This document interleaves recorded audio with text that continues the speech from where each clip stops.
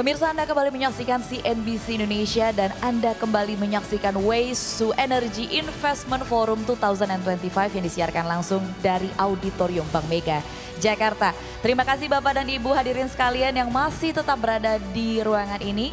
Mari beri tepuk tangan yang meriah untuk kita semua atas acara hari ini, di mana acara ini diselenggarakan oleh CNBC Indonesia berkolaborasi dengan Kementerian Koordinator Bidang Pangan Republik Indonesia dan Danantara Indonesia. Di mana acara hari ini mengusung tema Economic Gains Environmental Wins dan acara ini pun turut didukung oleh Artagraha Network, Artagraha Peduli dan PT PLN Persero. Pemirsa CNBC Indonesia, Bapak dan Ibu hadirin sekalian, dengan Indonesia yang menghasilkan lebih dari 64 juta ton sampah per tahun, transformasi ini membutuhkan model pembiayaan yang inovatif untuk menutup kesenjangan investasi dan juga mengurangi risiko bagi para investor. Bagaimana peluang pembiayaan dan juga praktik terbaik yang dapat mempercepat implementasi proyek WTE di tanah air akan dibahas dalam one-on-one session atau dialog satu yang akan kembali dipandu oleh rekan saya Andi Shalini. Kami persilakan kepada Andi Shalini. Terima kasih Dina Gurning. Selamat siang Bapak Ibu, apa kabarnya? Perkenalkan saya Andi Shalini atau Sasa yang akan mandu sesi one on one kali ini. Kalau di sesi-sesi sebelumnya kita sudah mendapatkan gambaran yang lebih jelas terkait dengan tantangan yang ada di lapangan khususnya di sejumlah daerah dan juga kebijakan yang lebih jelas. Kali ini kita akan mengulik lagi bagaimana proyek-proyek waste to energy ini bisa dipastikan dapat terlaksana dengan optimal. Bagaimana proyek waste to energy ini bisa mendapatkan dan menjadi proyek pembiayaan yang lebih layak dan dapat dieksekusi. Dan bagaimana nantinya Danantara bisa mengemas menjadi investasi yang visible dan segera diwujudkan. Untuk itu langsung saja dengan hormat kami undang ke atas panggung Managing Director Investment Danantara Bapak Stefanus Ade Hadi Wijaya.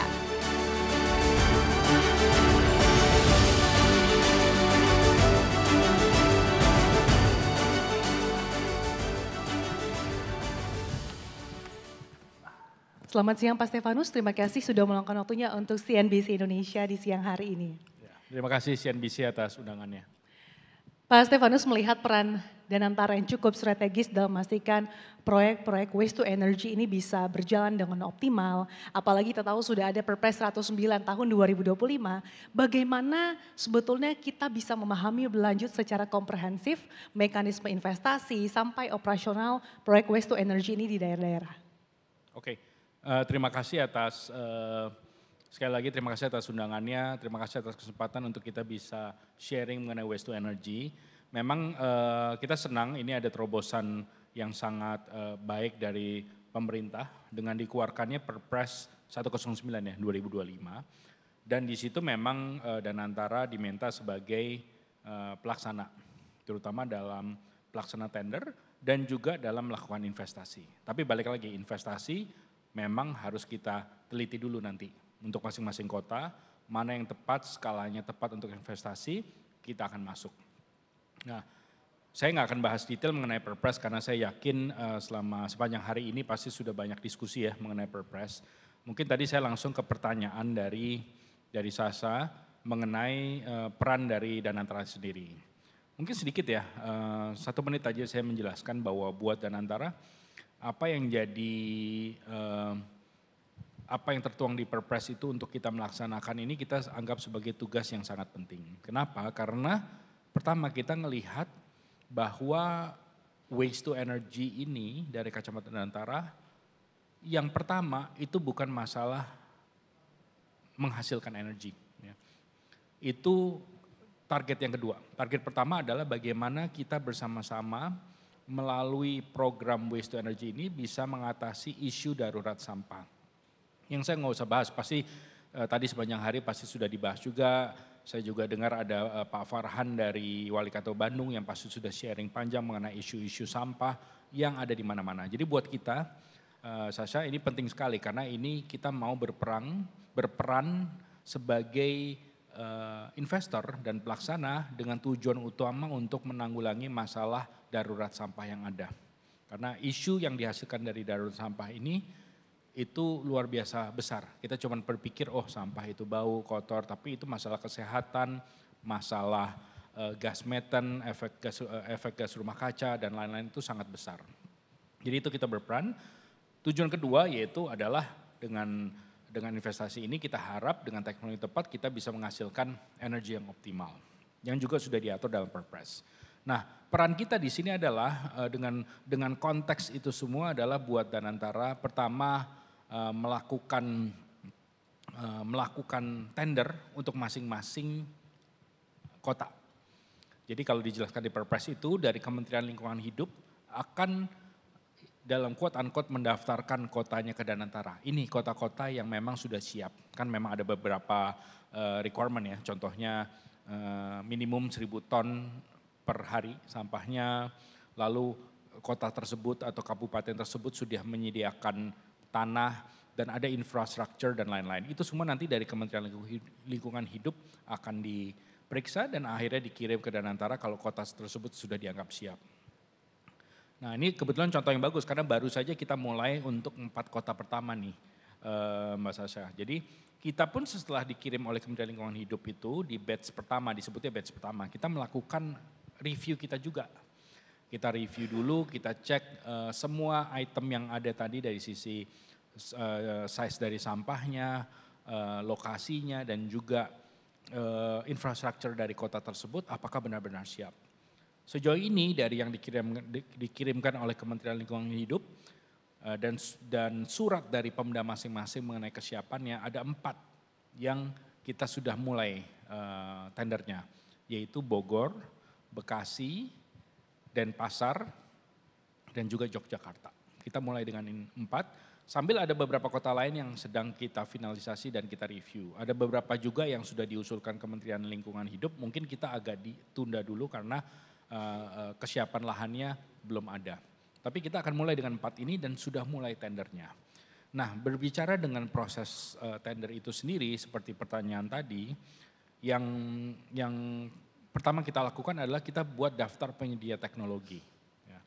Terutama karena eksekusi dan keberhasilan dari proyek ini sangat penting buat kita. Kita juga mau nanti lakukan tender, partner yang kita pilih itu memang benar-benar punya kompetensi, kapabilitas, punya track record, punya kemampuan financials yang kita anggap cukup untuk bisa jadi partner yang baik. Itu tadi indikator-indikator yang menurut Danantara tepat gitu ya untuk diinvestasikan. Iya, jadi itu adalah kriteria kita untuk bisa memilih dan membuat shortlist daftar penyedia teknologi. Dan kita sudah umumkan ini, sudah dari bulan lalu kita keluarkan listnya, sudah ada di media, saya rasa di CNBC juga pernah mengeluarkan beritanya ada 24 teknologi dari berbagai negara, baik itu dari Jepang, dari Cina, dari Eropa juga ada. Dan tender untuk 4 kota ini dimulai dengan 24 perusahaan ini kita invite, tapi kita mengharapkan dari 24 teknologi provider ini untuk membuat konsorsium dengan pemain lokal. Baik itu pemain private, BUMN atau BUMD. Mereka kita harapkan bikin partnership, bikin konsorsium dan bersama-sama melakukan submission proposal terhadap tendernya Danantara. Jadi proses seperti itu. Untuk batch pertama di 4 kota ini, 24 teknologi provider ini Pak, kerjasamanya dalam bentuk apa saja, kemudian negaranya dari mana saja Pak? Kalau negara tadi yang saya sudah jelaskan kan ya, ada yang dari Jepang, ada dari Cina, ada yang dari Eropa, dan kita harapkan mereka berpartner dengan pemain lokal. Kenapa kita harapkan itu? Karena kita mau adanya juga local knowledge yang bisa dibawa oleh pemain lokal, terutama pemain lokal yang punya pengalaman atau pernah ikut project di IPP ya, Independent Power Producer, baik itu swasta ataupun BUMN. Dan juga adanya transfer knowledge. Jadi kita mau nih ada transfer knowledge supaya pemain-pemain lokal yang punya kompetensi di bidang ini bisa belajar dari pemain global. Dan juga bisa menyerap know-how, teknologi, talents sehingga kita punya company-company yang makin kuat lagi di sektor ini. Nah itu bentuk kerjasamanya seperti itu, modelnya seperti itu dan kita memang baru jalan di batch pertama nih. namanya daftar penyedia teknologi ini mungkin saja akan bisa berkembang. Ini baru hanya untuk batch pertama yang dilakukan tender untuk 4 sampai 7 kota dulu. Roadmap atau pipeline ke depan seperti apa Pak untuk kota-kota lainnya? Jadi kalau berbagai daftar dan saya beberapa kali ikut juga undangan rapat oleh yang dilakukan oleh Kemenko Pangan maupun Kementerian Lingkungan Hidup, memang kota-kota yang punya 1.000 ton sampah ke atas itu banyak di Indonesia, bahkan bisa sampai lebih dari 30 kota. Dan buat kita karena diarahkan dalam Perpres itu untuk fokus ke kota-kota yang besar ini, kita harapkan semua 30 kota ini bisa terjadi implementasi dari program Waste to Energy ini. Itu targetnya seperti itu. Tapi kita jalan dulu batch by batch berdasarkan kesiapan masing-masing kota tersebut. Dalam 1 dekade Indonesia ini kan berkutat ya Pak, bagaimana untuk mengelola sampah, kemudian juga cukup tertinggal dibandingkan negara-negara dalam melakukan waste to energy. Tapi tentunya dalam kesempatan hari ini kita berupaya bagaimana bisa mengakselerasi ya Pak terkait dengan proyek-proyek ini. Dan salah satu hambatan yang dari tadi kita bahas adalah terkait dengan tipping fee yang dirasa oleh APBD ini cukup kurang affordable. Bagaimana Danantara sebagai special vehicle dan juga orkestrator di sini Pak, bisa di satu sisi memberikan affordability bagi tipping fee, tapi untuk dari segi investasinya tetap dirasa menarik oleh investor. Iya, memang benar, memang sejauh ini yang selalu jadi kendala buat pemerintah daerah adalah tipping fee, terutama untuk daerah-daerah yang kemampuan fiskalnya, budgetnya terbatas ya. Dan yang menarik, ini terobosan dari pemerintah adalah dalam Perpres 109 ini memang berbeda dengan Perpres yang 2018, di mana tidak lagi perlu ada tipping fee dari daerah. Semua itu di-cover melalui pembayaran energi yang ditaruh sebagai feed-in tariff di 20 sen per kilowatt hour. Jadi seperti itu. Sudah dipastikan bahwa tidak ada tipping fee ya Pak? Nggak ada tipping fee. Jadi ini seharusnya sangat menguntungkan ini buat daerah. Karena buat daerah sendiri, kalau rata-rata dulu kan mereka melakukan tender tuh tipping fee antara 400 sampai 600 ribu. Saya dengar bahkan ada yang 700 ribu per ton. Itu jatuh-jatuhnya per tahun itu pemerintah daerah bisa keluar lebih dari 150 miliar hanya untuk membayar tipping fee. Nah sekarang dengan tanpa ada tipping fee ini, budget itu dari daerah tidak perlu. Yang kita perlu dan kita mau ada kerjasamanya dengan Pemda dan daerah adalah supaya mereka secara konsisten mengirimkan sampahnya sesuai yang sudah diperjanjikan nanti. Dan tentu saja menyediakan lahannya. Tapi dari sisi investor bagaimana supaya proyek waste to energy tetap menarik Pak dari segi hitung-hitungan?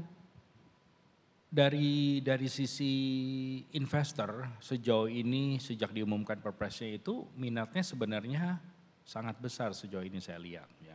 Memang investasi di sini kalau berdasarkan perhitungan kita bukan investasi yang untungnya atau bahasa ininya cuannya besar sekali atau apa. Karena balik lagi buat Danantara tadi tujuan utamanya adalah ini untuk menanggulangi kedaruratan sampah. Baru goal keduanya adalah dari sisi investasi dan return. Tapi sebenarnya isu sampah ini kan buat berbagai macam investor ini menarik. Again, saya rasa juga sama. Buat mereka ini bukan masalah cuman, wah saya bisa cuan berapa, bisa return berapa dengan investasi ini. Tapi juga wah ini kan bagian dari green economy ini.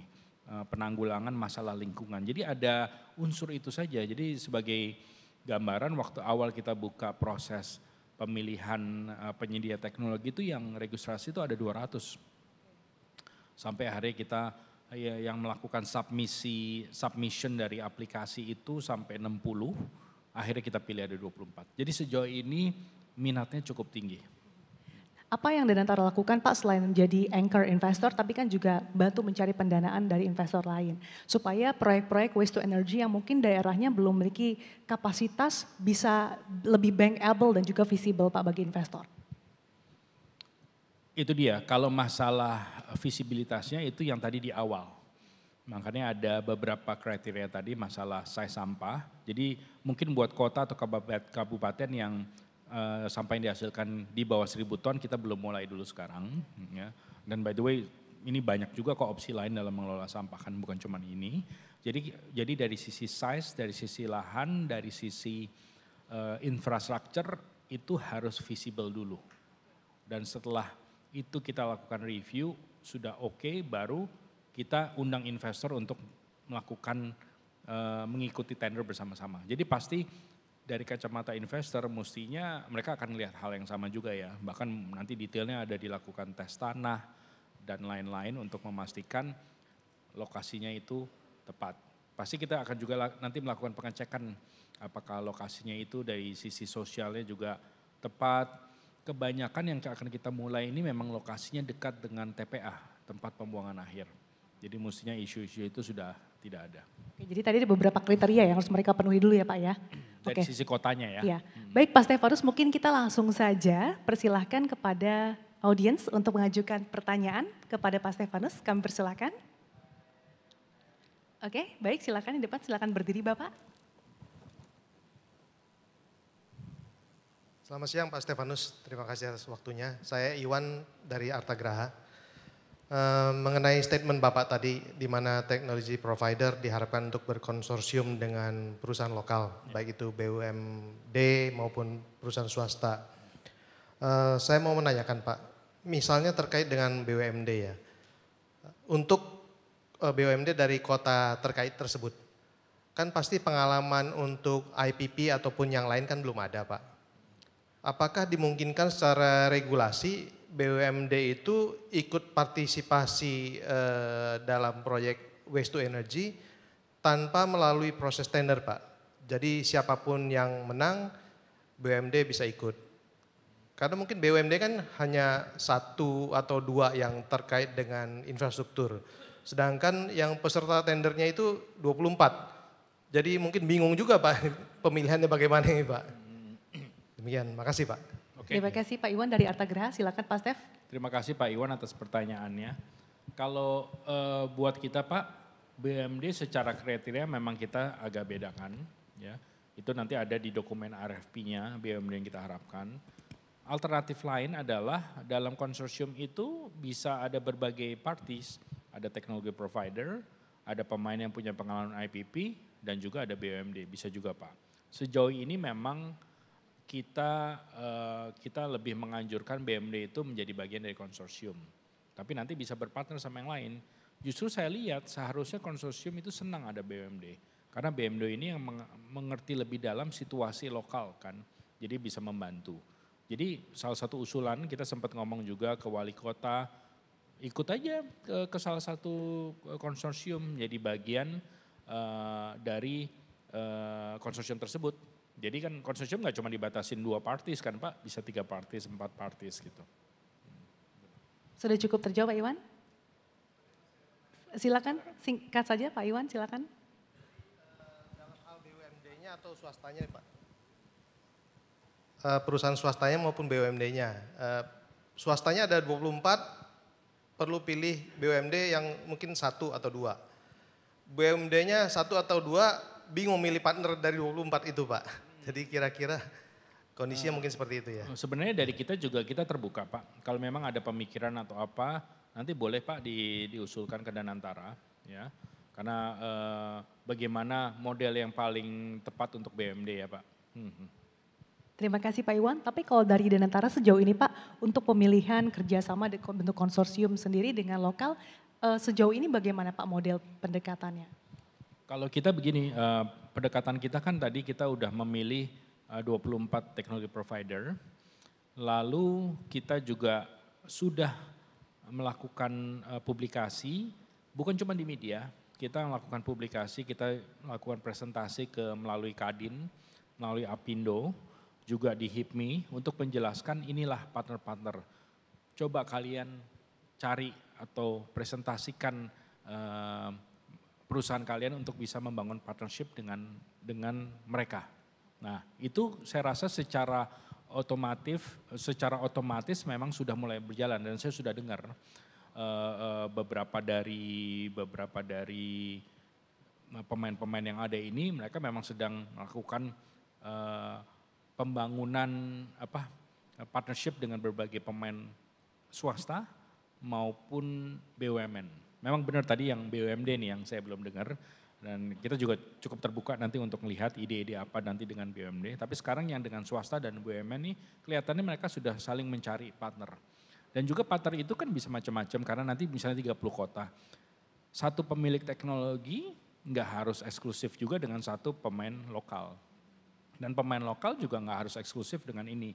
Tergantung minat dari pemain teknologi itu, minat dari pemain lokal, minat dari BUMN-nya mau berpartner di kota yang mana. Jadi permutasinya sebenarnya cukup banyak dan mudah-mudahan ini bisa memberikan fleksibilitas buat pemain global dan pemain lokalnya. Kita tunggu update ya Pak berarti terkait dengan BUMD nanti ya Pak ya. Selanjutnya kita persilakan lagi kepada audiens untuk mengajukan pertanyaan, silakan.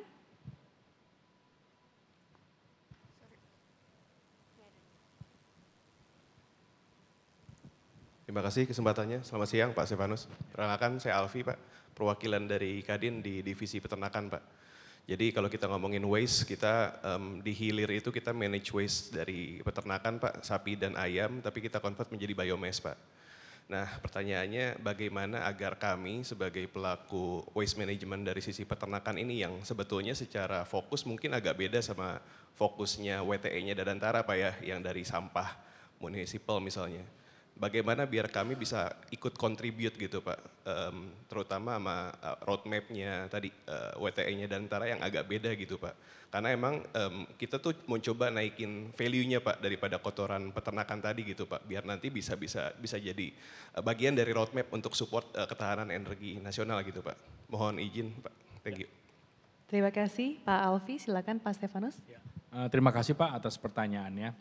Mungkin saya buka dengan menjelaskan sebenarnya memang di awal ini sesuai dengan yang ada di Perpres kita fokus ke waste to energy dan lebih ke yang sebutannya municipal solid waste ya, MSW ya. Tapi mungkin saya sharing sedikit, waktu itu menarik dari Kementerian Lingkungan Hidup sempat presentasi Pak. Mereka menggambarkan kalau 30 kota ini semua jalan, masalah municipal solid waste ini kita bisa bangun 30 incinerator, mungkin berapa kota malah butuh 3 atau 4 ya, seperti Jakarta yang besar. Ini semua jalan 1000 ton keambil, itu katanya baru menyelesaikan 10% atau kurang dari seluruh sampah yang ada di Indonesia. Itu yang saya ingat presentasi dari Kementerian Lingkungan Hidup. Jadi sebenarnya opsi-opsi penanggulangan sampah ini masih sangat banyak dan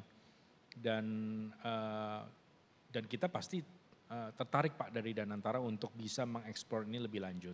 Tapi mungkin satu-satu Pak, kita sekarang fokus ini aja karena buat kita ini udah tanggung jawab yang besar, berat. Tapi seperti saya selalu tadi menceritakan, komunikasi kita dengan Kadin, Apindo, HIPMI ini terus jalan. Dan kalau ada ide-ide apa Pak, feel free Pak untuk dari Kadin bisa melakukan presentasi, sharing idea, malah dibalik idenya silakan datang dari Kadin, coba bikin projectnya, mungkin Danantara bisa support langsung secara capital kalau dibutuhkan. Kan buat kita kalau invest langsung kan kita nggak dibatasin seperti apa. Cuman khusus untuk pelaksanaan terutama tender kita memang fokusnya di sini. Ide lain justru kita nih Danantara kan timnya kecil Pak, di tim investment saya cuma 20 orang Pak. Ini ngerjain satu project aja udah kepake sepertiga. Jadi justru kita mau dengan ini kita pengen cerita ke market, ke pemain swasta, ke pemain global, pemain lokal, BUMN, come and bring ideas to us. Kita tahu goal yang kita mau capai, bawa ide, kita siap support kalau itu memang idenya tepat dan cocok dari sisi komersial juga. Artinya cukup banyak ya Pak potensi di Indonesia yang bisa dioptimalkan lagi dan Danantara siap ya Pak untuk mengawal. Kita kasih kesempatan satu lagi untuk audiens yang ingin bertanya. Oke silakan yang di belakang. Terima kasih kesempatannya, nama saya Raisa dari Baharul Lowen Consulting. Saya mungkin pertanyaannya terkait dengan teknologi provider tadi dan dengan kerjasamanya dengan perusahaan lokal ya.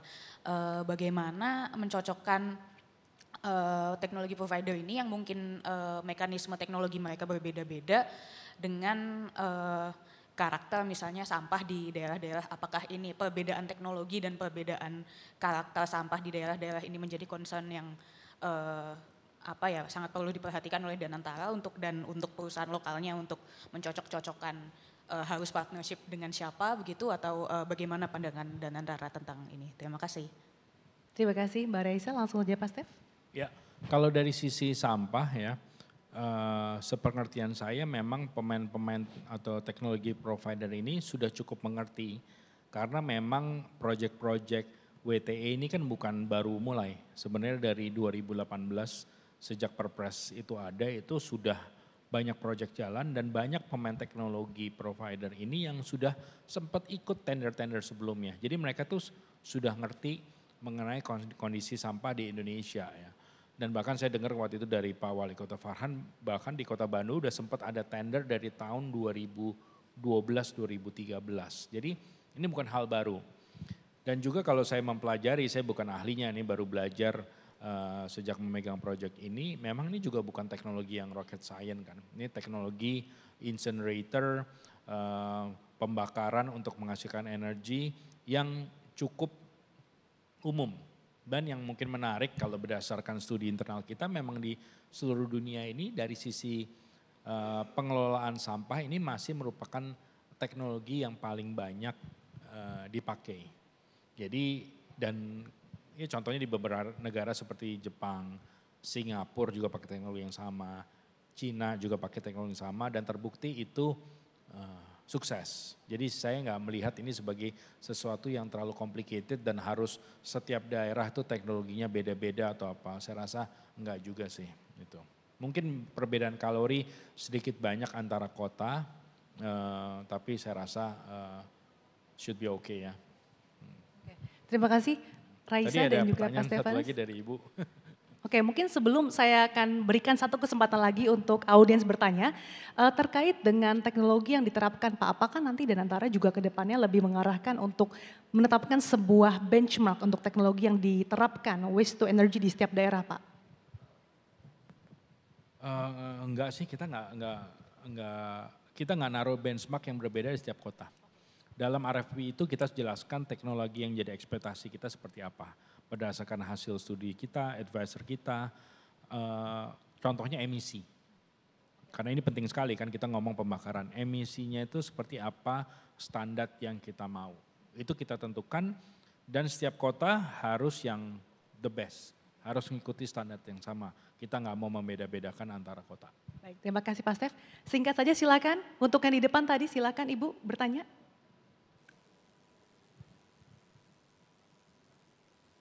Silakan sebutkan nama, asal perusahaan atau institusi dan juga pertanyaannya secara singkat.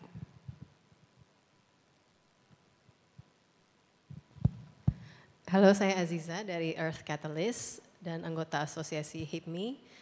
Nah, pertanyaannya mungkin lebih ke keterlibatan pengusaha-pengusaha muda ya. Ini kan proyeknya karena besar makanya pasti akan banyak konsorsium. Dan untuk seperti kami anggota HIPMI kan mayoritas SMEs levelnya. Itu kita bisa terlibat di sisi mananya ya? Apakah akan ada kebijakan seperti misal di Kementerian BKPM, investasi, itu kalau ada investor akan masuk atau kawasan baru, itu mereka diwajibkan supaya bisa mendapatkan tax holiday itu mereka harus engage sama pengusaha lokal. Bahkan ya seringkali memang dengan HIPMI juga gitu di situ. Dan dari segi master list tuh mereka udah harus bisa nunjuk nih, oke yang ini nanti porsinya untuk pengusaha lokal misalnya. Dan akan di match make sama kementerian juga gitu. Apakah nanti program ini akan ada program yang semacam itu. Untuk memastikan bahwa yang kelas-kelas SMIs ini bisa belajar dari yang lebih besar. Dan kedepannya harapannya pastinya kan kami-kami yang menjalankan program-program seperti ini gitu. Dan dengan konsorsium. Oke, terima kasih atas pertanyaannya. Buat kita tadi, sebenarnya spirit yang memang kita mau kan ada transfer knowledge, itu satu. Dan memendayakan pemain lokal ya. Jadi itu pasti pemikiran yang kita mau bawa. Ada beberapa opsi, bisa juga tadi sama seperti BMD, pemain lokal yang bersifat SME bisa menjadi bagian dari konsorsium. Ya, dengan menunjukkan pasti konsorsium pasti akan nanya value apa yang dibawa. Ya pasti banyak value yang bisa dibawa oleh pemain-pemain lokal walaupun skalanya belum besar. Karena mereka yang paling ngerti kota atau kabupaten setempat ya, itu pasti. Cuman nanti terima kasih atas masukannya. Kita juga akan coba bahas nanti ketika sudah ada pemenangnya, coba kita pikir. Karena sebenarnya proyek ini kan besar.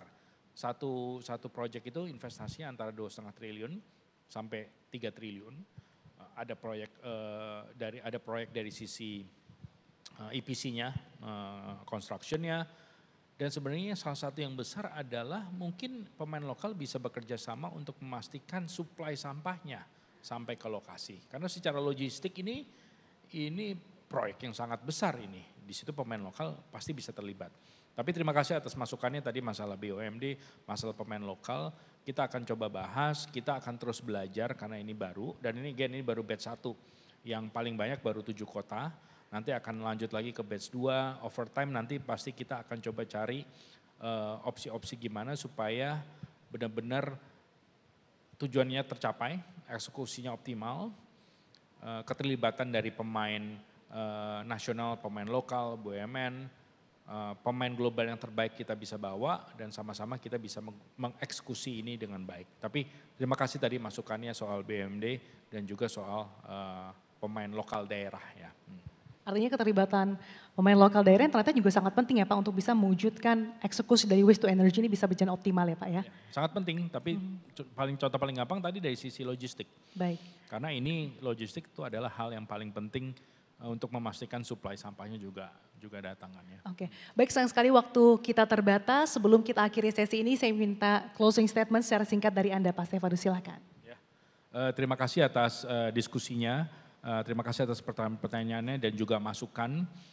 Selalu yang saya bilang dalam semua diskusi adalah dalam Danantara menjalankan berbagai macam program, ini kan baru satu program karena ada berbagai macam program yang kita coba jalankan, ada proyek besar juga yang kita sebut pembangunan kampung haji di Mekah, ada proyek hilirisasi, ada proyek ketahanan energi.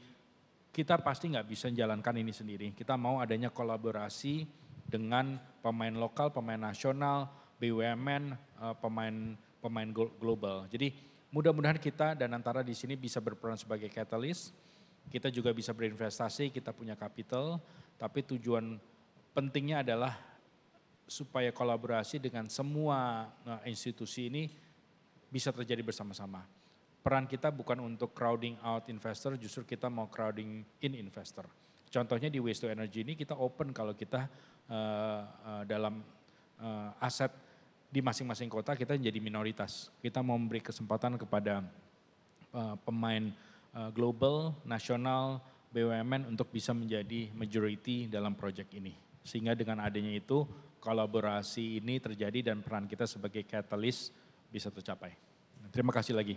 Terima kasih Pak Stefanus, kita berikan tepuk tangan untuk Pak Stefanus tentunya dengan struktur pendanaan yang lebih matang, kemudian komitmen dari Danantara kita meyakini bahwa proyek waste to energy ini bisa betul-betul dapat lebih bankable, dapat dieksekusi apalagi tadi dikatakan Danantara sebagai orkestrator, sebagai agregator juga untuk bisa melaksanakan proyek waste to energy ini. Karena itu tadi seperti yang sudah ditekankan berkali-kali kolaborasi, sinergi dan juga komitmen tidak hanya dari pemerintah daerah, kemudian tadi juga disebutkan berbagai pihak termasuk BUMD, pelaku usaha lokal ini juga bisa betul-betul mendukung investasi yang lebih terarah sehingga waste to energy bisa betul-betul tidak hanya mampu mengatasi krisis sampah saat ini kita menghadapi bencana krisis darurat sampah tapi juga bisa sebagai bonus mendapatkan energi baru terbarukan yang lebih berkelanjutan. Sekali lagi kita berikan apresiasi yang setinggi-tingginya kepada Managing Director Investment Danantara Bapak Stefanus Ade Hadi Wijaya. Sehat selalu untuk Anda Pak Stefanus, terima kasih.